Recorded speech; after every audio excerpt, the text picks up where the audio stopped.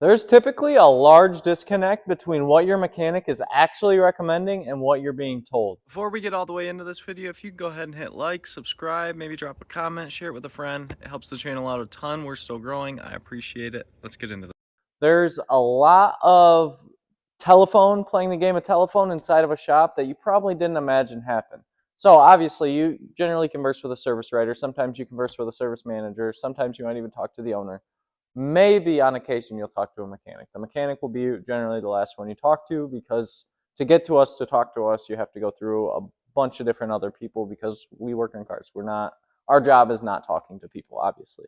I don't want to. I don't want to be a service writer. Service writing is a whole different set of difficulties in and of itself. I'm not dogging on writers at all. I wouldn't want to do their job, and they are 100% necessary. I try to explain it to everybody like this. A craftsman cannot do what a craftsman does without a salesman to bring in the work. A salesman can bring in all the work he wants, but if he doesn't have a craftsman to finish the work, it's just going to sit there. It's not going to get done.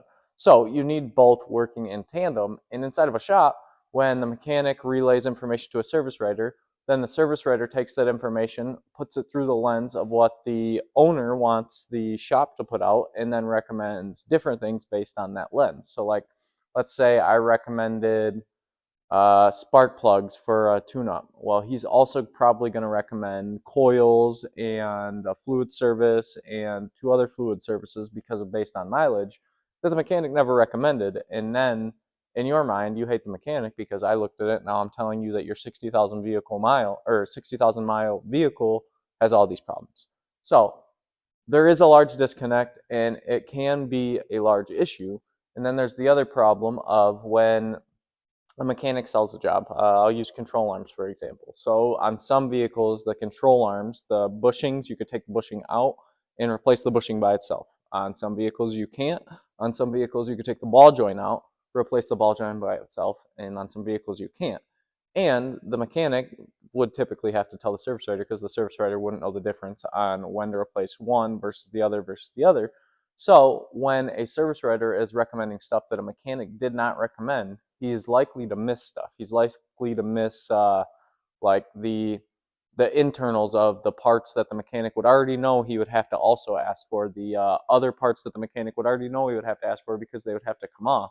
The service writer wouldn't know that. The service writer wouldn't have any idea unless he's looking through procedure, unless he's working in tandem with the mechanic, unless there is a better system in place for the service writer to recommend work. And I've seen it a lot. I've seen work get recommended that the mechanic does not recommend. I've had it happen myself. And then I get a repair order. I'm looking at it and I'm like, man, I didn't recommend half this stuff. Now the customer's paying for stuff that this vehicle doesn't even need. What is the purpose in that? And then customers end up thinking the mechanic's a scam artist because I just recommended you $2,000 worth of stuff and your vehicle only needed a tie rod. So in my professional opinion, every service writer should have to have a little bit of experience working on cars. They may not need to be a mechanic, but spend a week or two when you're training inside the shop with the mechanics, work next to them, do some oil changes, do some tire, get an understanding of A, where all the parts on the vehicle is, and then B, what actually is happening inside of the shop. And then for a mechanic, most mechanics are very, very rude, we're brash, we're in your face, this is how it is type of a personality, because it's the only way to get things done as a mechanic. So we are not very nice to service writers. We are not very explanatory. We don't use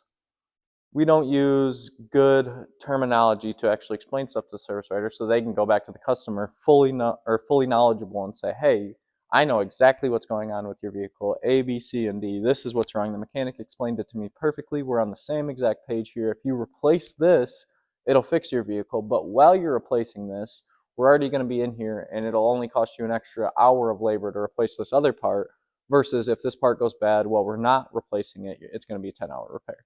And when mechanics and service writers work in tandem like that, we generally save customers a lot of money and also make the business a lot of money. So, in my professional opinion, service writers should have to do some shop work. They shouldn't have to be a mechanic, but they should understand how the actual repair shop works outside of the office. And mechanics, they need to get a better understanding of how the office works outside of the shop. I mean, At the end of the day, this is a business.